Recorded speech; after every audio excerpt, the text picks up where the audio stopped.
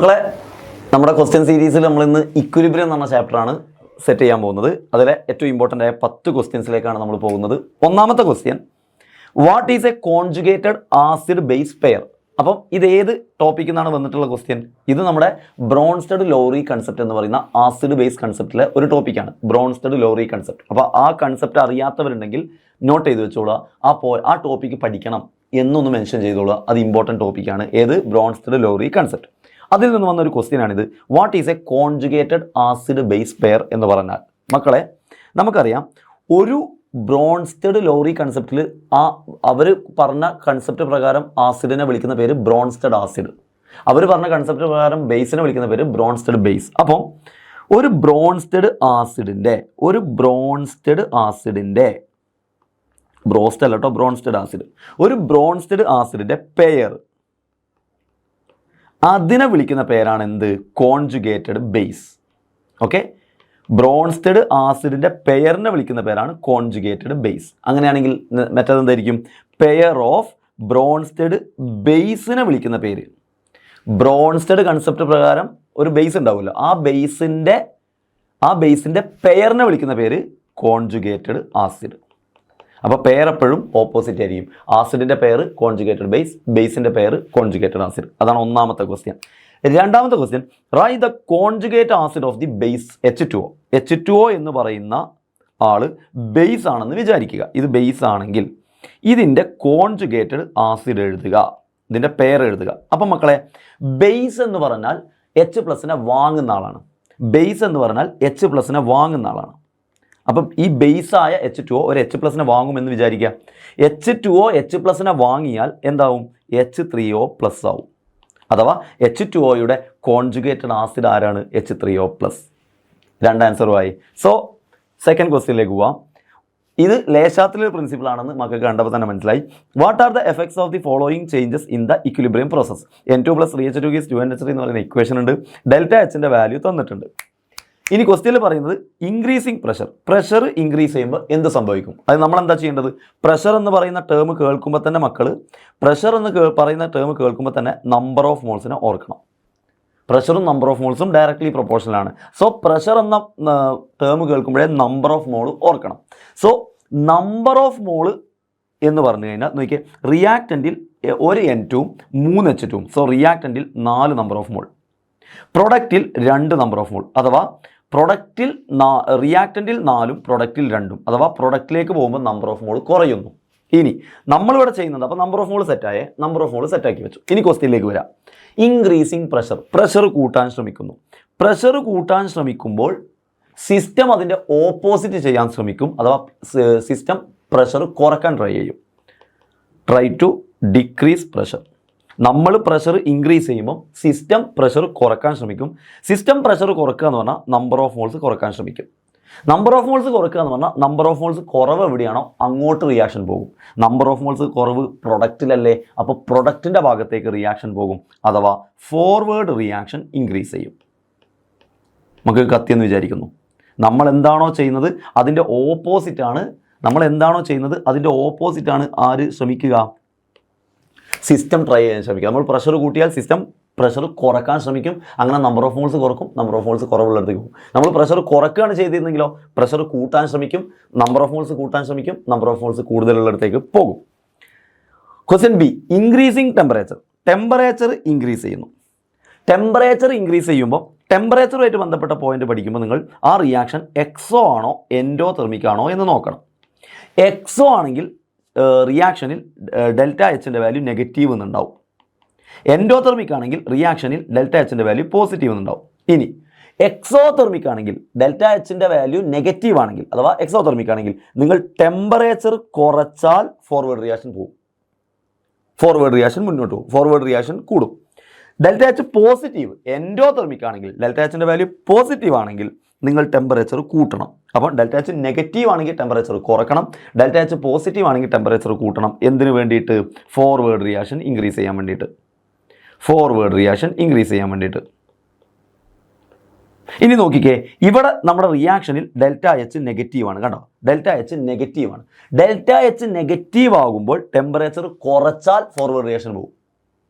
Delta H negative ആകുമ്പോൾ temperature കുറച്ചാൽ forward reaction പോകും. പക്ഷേ ഇവിടെ ക്വസ്റ്റ്യനിൽ ടെമ്പറേച്ചർ കൂട്ടുകയാണ് ചെയ്തത്. ടെമ്പറേച്ചർ കൂട്ടിയാൽ അപ്പം ബാക്ക്വേർഡ് റിയാക്ഷൻ പോകും. ഈ റിയാക്ഷനിൽ ഡെൽറ്റ എച്ച് നെഗറ്റീവ് ആയതുകൊണ്ട് ഫോർവേഡ് റിയാക്ഷൻ മുന്നോട്ട് പോകാൻ ടെമ്പറേച്ചർ കുറക്കണം. പക്ഷേ ഇവിടെ ടെമ്പറേച്ചർ കൂട്ടുകയാണ് ചെയ്തത്. സോ ബാക്ക്വേർഡ് റിയാക്ഷൻ ഇൻക്രീസ് ആവും. Backward reaction increases.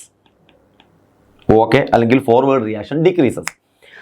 മൂന്നാമത്തത് removal of NH3 from the reaction vessel. Removal of NH3 എന്ന് പറഞ്ഞാൽ പ്രൊഡക്റ്റിൽ നിന്ന് അളവ് കുറക്കുക. പ്രൊഡക്റ്റിൽ നിന്ന് അളവ് കുറച്ചാൽ എന്താ സംഭവിക്കുക? പ്രൊഡക്റ്റ് ഉണ്ടാവുന്ന പ്രൊഡക്റ്റ് ഇങ്ങനെ മാറ്റി കൊടുത്താൽ വീണ്ടും വീണ്ടും ഫോർവേഡ് റിയാക്ഷൻ നടക്കും. ഉണ്ടാവുന്ന ആളുടെ അളവ് ഇങ്ങനെ മാറ്റി മാറ്റി കൊടുത്താൽ അവിടെ ഗ്യാപ്പ് വരും, അവിടേക്ക് വീണ്ടും പ്രൊഡക്റ്റ് ഉണ്ടാവും. സോ ഫോർവേഡ് റിയാക്ഷൻ ഇൻക്രീസ് ആവും. ഫോർവേഡ് റിയാക്ഷൻ ഇൻക്രീസ് ആവും. റെഡി? സോ രണ്ടാമത്തെ ക്വസ്റ്റ്യനും സെറ്റ്, ലേഷാത്തിലെ പ്രിൻസിപ്പിളിൻ്റെ ക്വസ്റ്റ്യനും സെറ്റ്. മൂന്നാമത്തെ ക്വസ്റ്റ്യൻ pH-യുമായിട്ട് ബന്ധപ്പെട്ട ക്വസ്റ്റ്യൻ ആണ്. Define the term pH. pH-നെ ഡിഫൈൻ ചെയ്യാൻ പറഞ്ഞാൽ നിങ്ങൾ എഴുതേണ്ടത് it is the negative logarithm of, it is the negative logarithm of concentration of H+ or concentration of H3O+. അഥവാ it is the negative logarithm of concentration of hydrogen ion or concentration of hydronium ion. അതാണ് pH-ന്റെ definition. Okay, then concentration of H+ ion in a soft drink is 3 × 10⁻⁻12 molar. Calculate is pH. pH കാണാനാണ് ചോദ്യം. pH കാണാനുള്ള equation നിങ്ങൾക്കറിയാം, -log concentration of H+.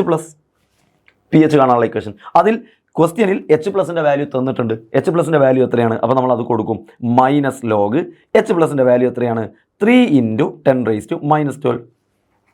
നിങ്ങൾ എന്ത് ചെയ്താൽ മതി? കാൽക്കുലേറ്റർ എടുക്കുന്നു. കാൽക്കുലേറ്റർ എടുത്തിട്ട് കാൽക്കുലേറ്ററിൽ മൈനസ് എന്ന് അടിക്കുന്നു. എന്നിട്ട് ലോഗ് എന്നുള്ള ബട്ടൺ ഉണ്ടാവും, ലോഗ് അടിക്കുന്നു. ലോഗ് അടിച്ചതിന് ശേഷം ബ്രാക്കറ്റ് കൊടുത്തിട്ട് അതിൽ 3 × 10⁻12 എന്ന് കൊടുത്താൽ നിങ്ങൾക്ക് ആൻസർ കിട്ടും. I think 11 point something answer കിട്ടണം. നോക്കിയാൽ മതി. ഓക്കെ, എന്നിട്ട് ചോദ്യം identify whether the solution is acidic or basic. നിങ്ങൾക്കറിയാം pH-ൻ്റെ വാല്യൂ >7 ആണ് ഇവിടെ കിട്ടിയത്. 11 പോയിന്റ് സംതിങ് എന്ന് പറയുമ്പോൾ pH-ൻ്റെ വാല്യൂ 7-നേക്കാൾ കൂടുതലാണ്. 7-നേക്കാൾ കൂടുതലാണെങ്കിൽ ആ സൊല്യൂഷൻ ബേസിക് ആയിരിക്കും എന്ന സത്യം എൻ്റെ മക്കൾക്കറിയാം. നാലാമത്തെ question, classify the aqueous solution of the following salts into acidic, basic and neutral. ഇത് ഹൈഡ്രോലിസിസ് ഓഫ് സാൾട്ട് ഹൈഡ്രോലിസിസ് എന്ന് പറയുന്ന ടോപ്പിക് എന്നുള്ള ക്വസ്റ്റ്യൻ ആണ്. ആ ടോപ്പിക് ആർക്കും അറിയില്ലെങ്കിൽ അത് മെൻഷൻ ചെയ്തോളുക. കൃത്യം അത് പഠിച്ചെടുത്തോണം. അതിൽ നിന്നും എല്ലാ പ്രാവശ്യവും ക്വസ്റ്റ്യൻസ് വരാറുണ്ട്. എന്താണ്? താഴെ കുറേ സാൾട്ടുകൾ തന്നിട്ടുണ്ട്. ആ സാൾട്ടുകളുടെ സ്വഭാവം എഴുതണം. അതിനു മുമ്പ് ഞാൻ നിങ്ങൾക്ക് എക്സാമിന് നിങ്ങൾക്ക് തരാൻ ചാൻസ് ഉള്ള കുറച്ച് സ്ട്രോങ് ആസിഡുകൾ നോട്ട് ചെയ്ത് വെച്ചോ. സ്ട്രോങ് ആസിഡാണ് HCl, സ്ട്രോങ് ആസിഡാണ് HNO3, സ്ട്രോങ് ആസിഡാണ് H2SO4. അതുപോലെ തന്നെ നിങ്ങൾക്ക് എക്സാമിന് തരാൻ ചാൻസ് ഉള്ള സ്ട്രോങ് ബേസുകളെയും ഒന്ന് നോട്ട് ചെയ്ത് വെച്ചോ. സ്ട്രോങ് ബേസ് ആണ് NaOH, സ്ട്രോങ് ബേസ് ആണ് KOH. അപ്പോൾ ഇത്രയും ആളുകളൊന്ന് നോട്ട് ചെയ്ത് വെച്ചോ. സ്ട്രോങ് ആസിഡ് നമുക്ക് എപ്പോഴും അറിയുന്ന acid HCl, HNO3, H2SO4. Strong base KOH, NaOH, KOH. Okay അല്ലേ? ഇനി നിങ്ങൾ ചെയ്യേണ്ടത് എന്താ പറയുക നോക്കിക്കോ. NaC നിങ്ങൾക്ക് തന്ന സാൾട്ട് ഇല്ലേ, ആ സാൾട്ടിൻ്റെ സ്വഭാവമാണ് നിങ്ങൾ കണ്ടുപിടിക്കേണ്ടത്. അപ്പോൾ ആ സാൾട്ടിനെ 2 കഷ്ണമായിട്ട് എഴുതുക. ഒരു ഭാഗം Na+ഉം ഒരു ഭാഗം Cl-. Nയും Cl ഒക്കെ എഴുതുക. Nയുടെ ചാർജ് പ്ലസ് ആണ്, Cl ചാർജ് മൈനസ് ആണ്, നിങ്ങൾക്കറിയാം. എന്നിട്ട് ഇതിലേക്ക് H2O കൊടുക്കണം. H2O കൊടുക്കുമ്പോൾ H2നെയും ബ്രേക്ക് ചെയ്യണം. H+ ആക്കണം, OH- ആക്കണം. ദെൻ H+ എങ്ങോട്ടാണ് പോവുക? മൈനസ് ഉള്ള അടുത്തേക്ക് പോകും. അപ്പോൾ H+ മൈനസ് ഉള്ള Cl-ൻ്റെ അടുത്തേക്ക് പോകും. ഓക്കെ, OH- എങ്ങോട്ടാണ് പോവുക? പ്ലസ് ഉള്ള Nയുടെ അടുത്തേക്ക് പോകും. അഥവാ NaOH-ഉം HCl-ഉം ആക്കി. റെഡിയേ? ഇനി അതേപോലെ NaCN മാറ്റിക്കുക. അപ്പോൾ ഇത് മാറ്റി. ഇനി അതേപോലെ NaCN മാറ്റിക്കേ. NaCN 2 കഷ്ണമാക്കുമ്പോൾ ഒരു ഭാഗം Naയും ഒരു ഭാഗം Cl-ഉം. എന്ത് സംഭവിക്കും? Na+ഉം Cl- ആണ്. അപ്പോൾ നമ്മൾ നേരത്തെ കൊടുത്ത പോലെ H+ കൊടുക്കുകയാണ്. ഇവിടെ OH-ഉം ഇവിടെ H-ഉം കൊടുക്കുകയാണ്. NaOH-ഉം HCl-ഉം. ഓക്കെ, അതേപോലെ അടുത്ത ക്വസ്റ്റ്യൻ NH4NO3. NH4NO3 ചെയ്യുമ്പോൾ എന്താ? NH4 ഒരു ഭാഗം, മക്കളെ NO3 മറ്റൊരു ഭാഗം. NO3- ഉം NH4+ ആണ്. നമ്മളെങ്ങനെ ചെയ്യും? NH4-ന് OH-നെ കൊടുക്കും, NO3-ക്ക് H-നെ കൊടുക്കും. ഓക്കെ, ഇനി അതേപോലെ വീണ്ടും ഡിവൈഡ് ചെയ്യുന്നു. CH3COONA. CH3COONA ബ്രേക്ക് ആവുക, ഇവിടെയാണ് ബ്രേക്ക് ആവുക. അപ്പോൾ CH3CO- വേറെയും Na+ വേറെയും, CH3CO- വേറെയും Na+ വേറെയും. അപ്പോൾ CH3CO- ആയ ആൾക്ക് H-നെ കൊടുക്കും, അങ്ങനെ അത് CH3COOH ആകും. Na+ നമ്മൾ OH-നെ കൊടുക്കും, അങ്ങനെ അത് NaOH ആകും. ഇനി നോക്കിക്കേ, ഇനി നമ്മൾ ഒന്നാമത്തെ ക്വസ്റ്റ്യനിലേക്ക് വീണ്ടും വരുന്നു. അപ്പോൾ ഇത്രയും മുറിച്ചെഴുതുക. അപ്പോൾ സാൾട്ട് ഹൈഡ്രോളിസിസ് ചെയ്യുമ്പോൾ സാൾട്ട് തരുമ്പോൾ നിങ്ങൾ മുറിച്ചെഴുതാൻ പഠിച്ചോണം. ഇനി നോക്കിക്കേ, NaOH ഒരു സ്ട്രോങ് ബേസ് ആണ്, HCl ഒരു സ്ട്രോങ് ആസിഡാണ്. സ്ട്രോങ് ബേസും സ്ട്രോങ് ആസിഡും ചേർന്നാൽ ഉണ്ടാവുന്ന സാൾട്ട് എപ്പോഴും ന്യൂട്രൽ ആയിരിക്കും. സ്ട്രോങ് ആസിഡും ആസിഡും ചേർന്നാൽ, സ്ട്രോങ് ബേസും സ്ട്രോങ് ആസിഡും ചേർന്നാൽ ഉണ്ടാവുന്ന സാൾട്ട് എപ്പോഴും ന്യൂട്രൽ സാൾട്ട് ആയിരിക്കും. റെഡി. ഇനി ഇവിടെ നോക്കിക്കേ, NaOHും HCnഉം, NaOHും HCnഉം. NaOHൽ അത് സ്ട്രോങ് ബേസ് ആണ്. HCn പക്ഷേ വീക്ക് ആസിഡാണ്. HCn പക്ഷേ വീക്ക് ആസിഡാണ്, സ്ട്രോങ് ആസിഡ് അല്ല HCn. അപ്പോൾ ഒരു സ്ട്രോങ് ബേസും ഒരു വീക്ക് ആസിഡുമാണ് ചേർന്നെങ്കിൽ ആരാണോ സ്ട്രോങ് അയാളുടെ സ്വഭാവം. ഇവിടെ സ്ട്രോങ് ബേസ് ആയതുകൊണ്ട് സാൾട്ടിൻ്റെ സ്വഭാവം ബേസിക് സാൾട്ട്. അതേപോലെ ഇത് എഴുതാം, NH4OH വീക്ക് ബേസ് ആണ്, HNO3 സ്ട്രോങ് ആസിഡാണ്. അപ്പോൾ ആരുടെ സ്വഭാവം? അസിഡിക്കിൻ്റെ സ്വഭാവം. So acidic salt. യെസ്, ഇതവിടെ CH3COH എന്ന് പറയുന്നത് വീക്ക് ആസിഡാണ്. NaOH ഒരു സ്ട്രോങ് ബേസ് ആണ്. NaOH സ്ട്രോങ് ബേസ് ആണ്. അപ്പോൾ സാൾട്ടിൻ്റെ സ്വഭാവം basic salt. So fourth question നമ്മൾ അടിപൊളിയായിട്ട് ചെയ്തു. ഫിഫ്ത്ത് ക്വസ്റ്റ്യനിലേക്ക്, an example of Luis acid among the following. താഴെ തന്നതിൽ ലൂയിസ് ആസിഡിൻ്റെ എക്സാമ്പിൾ എഴുതാനാണ് പറഞ്ഞത്. ഏതാണ് താഴെ പറഞ്ഞ example? HCl, NH3, H2SO4, BF3. നമ്മൾ പഠിക്കുന്നതാണ് ലൂയിസ് ആസിഡിൻ്റെ ഏറ്റവും നല്ലൊരു എക്സാമ്പിളാണ് BF3യും AlCl3. സോ BF3 ആണ് ലൂയിസ് ആസിഡിൻ്റെ ഏറ്റവും നല്ല എക്സാമ്പിൾ. ബാക്കിയൊന്നും, HCl ഒരു ആസിഡാണ് പക്ഷേ ലൂയിസ് ആസിഡ് അല്ല. H2SO4 ഒരു ആസിഡാണ് പക്ഷേ ലൂയിസ് ആസിഡ് അല്ല. പിന്നെ NH3 ഒരു ലൂയിസ് ബേസ് ആണ്. അപ്പോൾ BF3 ഒരു ലൂയിസ് ആസിഡാണ്. അടുത്ത question, what is ionic product of water? വാട്ടറിൻ്റെ അയോണിക് പ്രൊഡക്റ്റ് മക്കൾക്ക് അറിയാം. അയോണിക് പ്രൊഡക്റ്റ് ഓഫ് വാട്ടർ എന്ന് പറഞ്ഞാൽ KW. വാട്ടർ ഡിസോസിയേറ്റ് ചെയ്യൽ എങ്ങനെയാണ്? H+ഉം OH- ആയിട്ടാണ് ഡിസോസിയേറ്റ് ചെയ്യുക, അല്ലേ? അപ്പോൾ എന്താണ് അയോണിക് പ്രൊഡക്റ്റ് ഓഫ് വാട്ടർ എന്ന് ചോദിച്ചു കഴിഞ്ഞാൽ, it is the product of, into ചെയ്യുക, concentration of H+ and concentration of OH-. Ionic product of water, very simple അല്ലേ? വാട്ടറിൻ്റെ അയോണിക് പ്രൊഡക്റ്റ്, അയോൺ ആവുക, H+, OH- ആവുക, അതിൻ്റെ പ്രൊഡക്റ്റ് അയോണിക് പ്രൊഡക്റ്റ്. H+ൻ്റെയും OH-ൻ്റെയും പ്രൊഡക്റ്റാണ് KW. അപ്പോൾ KW = H+, OH-. Okay, ready. അടുത്ത ക്വസ്റ്റ്യൻ എന്ന് പറയുന്നത് അസിഡിക് സ്ട്രെങ്ത്തുമായിട്ട് ബന്ധപ്പെട്ട ക്വസ്റ്റ്യൻ ആണ്. നോക്കിയേ, ഇതിൽ HBr, HI, HF, HCl എല്ലാം ഒന്ന് Br, ഒന്ന് അയഡിന്, ഒന്ന് ഫ്ലൂറിന്, ഒന്ന് ക്ലോറിൻ. അങ്ങനെയാണെങ്കിൽ നമുക്ക് ഹാലോജൻസിൻ്റെ ബേസിൽ എഴുതുമ്പം ഫ്ലൂറിൻ, ക്ലോറിൻ, ബ്രോമിൻ, അയഡിൻ, ഇങ്ങനെയല്ലേ? ഗ്രൂപ്പിൽ താഴോട്ട് പോകുന്തോറും സൈസ് കൂടും. സൈസ് കൂടുമ്പോൾ ബോണ്ട് സ്ട്രെങ്ത് കുറയും. സൈസ് കൂടുമ്പം ബോണ്ട് സ്ട്രെങ്ത് കുറയും. അഥവാ HI എന്ന് പറയുന്ന അയോഡിന് സൈസ് കൂടുതലാണ്. അപ്പോൾ H-ഉം I-യും തമ്മിലുള്ള ബോണ്ട് സ്ട്രെങ്ത് കുറയും. ബോണ്ട് സ്ട്രെങ്ത് കുറയുമ്പം H-നെ വേഗം വിട്ടുകൊടുക്കും. H-നെ വേഗം വിട്ടുകൊടുക്കുമ്പം അസിഡിറ്റി കൂടും. അപ്പോൾ സൈസ് കൂടുതൽ ആർക്കാണോ ഉള്ളത് അയാൾക്ക് അസിഡിറ്റി കൂടുതൽ. ഇതാണ് പഠിച്ചു വെക്കേണ്ടത്. സൈസ് കൂടുതൽ ആർക്കാണോ ഉള്ളത് അയാൾക്ക് അസിഡിറ്റി കൂടുതൽ. സൈസ് കൂടുതൽ ആർക്കാണോ ഉള്ളത് അയാൾക്ക് അസിഡിറ്റി കൂടുതൽ. അപ്പോൾ ആർക്കാണ് അസിഡിറ്റി കൂടുതൽ? HI-ക്കാണ് അസിഡിറ്റി കൂടുതൽ. അത് കഴിഞ്ഞാൽ HBrന് അസിഡിറ്റി കുറവ്, പിന്നെ കുറഞ്ഞാൽ HCl, പിന്നെ കുറഞ്ഞാൽ HF. റെഡി? യെസ്. അടുത്ത question, the dissociation of NH4OH. NH4OH എന്ന് പറയുന്ന ഒരു വീക്ക് ഇലക്ട്രോലൈറ്റ് ഈ suppressed by the addition of NH4Cl. മക്കൾക്കറിയാം NH4OH എന്ന് പറയുന്നത് ഒരു വീക്ക് ഇലക്ട്രോലൈറ്റാണ്. ഓക്കെ, അത് ഡിസോസിയേറ്റ് ചെയ്യുന്നത് തടുക്കാൻ, അത് പൊട്ടിപ്പോകുന്നത് ഇല്ലാതാക്കാൻ നമ്മൾ അതിലേക്ക് ചേർത്തു ഒരു സ്ട്രോങ് ഇലക്ട്രോലൈറ്റ്. അതാരാണ്? NH4Cl, strong electrolyte. ഓക്കെ, അപ്പം വീക്ക് ഇലക്ട്രോലൈറ്റ് ഡിസോസിയേറ്റ് ചെയ്യുന്നത് തടയാൻ വേണ്ടി നമ്മൾ സ്ട്രോങ് ഇലക്ട്രോലൈറ്റ് ചേർത്തു. ഇവിടെ ഉപയോഗിച്ച പ്രിൻസിപ്പിൾ ഏതാണ്? Very simple. NH4OHലും NH4 ഉണ്ട്, NH4Clലും NH4 ഉണ്ട്. അഥവാ വീക്ക് ഇലക്ട്രോലൈറ്റ് പൊട്ടുന്നത് തടയാൻ സ്ട്രോങ് ഇലക്ട്രോലൈറ്റ് ചേർക്കുന്ന രണ്ടിലും കോമൺ അയോൺ ഉള്ള സംഭവത്തിനെ വിളിക്കുന്ന പേരാണ് കോമൺ അയോൺ എഫക്റ്റ്. NH4OHലും NH4 ഉണ്ട്, NH4Clലും NH4 ഉണ്ട്. അപ്പോൾ അവിടുത്തെ അയോൺ, കോമൺ അയോൺ NH4+ ആണ്. So this principle is known as common ion effect. Ready? Give an example of acidic buffer. Acidic ബഫറിന് ഒരു എക്സാമ്പിൾ പറയാനാണ് പറഞ്ഞത്. അസിഡിക് ബഫറിന് ഒരു എക്സാമ്പിൾ വെരി സിമ്പിൾ. നോക്കിയേ, വീക്ക് ആസിഡും അതിൻ്റെ സാൾട്ടും ചേർന്നതാണ്, അതിൻ്റെ കോൺജുഗേറ്റഡ് സാൾട്ടും ചേർന്നതാണ് അസിഡിക് ബഫർ. അഥവാ വീക്ക് ആസിഡിന് എക്സാമ്പിളാണ് CH3COOH. അയാളും അയാളുടെ സാൾട്ട് CH3COONA. CH3COOHും CH3COONAയും ചേർന്ന മിക്സ്ചറാണ് അസിഡിക് ബഫറിന് example. 7th question. Examine the chemical equilibrium. NH3 plus 5O2 gives 4NO plus 6H2. 4NO. ഇവിടെ 4NO എന്നാണ്. Write the expression for equilibrium constant Kc. ഇതിൻ്റെ Kc എഴുതാൻ നിങ്ങൾക്ക് അറിയാലോ. Kc എഴുതാൻ എങ്ങനെയാണ്? പ്രൊഡക്റ്റിൽ ആരാ? NO. അപ്പോൾ NO, concentration of NO raised to 4 into concentration of H2O raised to 6 divided by reactantil concentration of NH3 into concentration of O2 raised to 5. അല്ലേ? ഇതാണ് Kc. എന്നിട്ട് ചോദ്യം എന്താ അറിയോ, ഇങ്ങനെ നിങ്ങൾ കെ സി എഴുതി. ഇനി ഈ ഇക്വേഷനെ മൊത്തത്തിൽ 2 കൊണ്ട് മൾട്ടിപ്ലൈ ചെയ്താൽ കെ സിക്ക് എന്ത് വ്യത്യാസം വരും?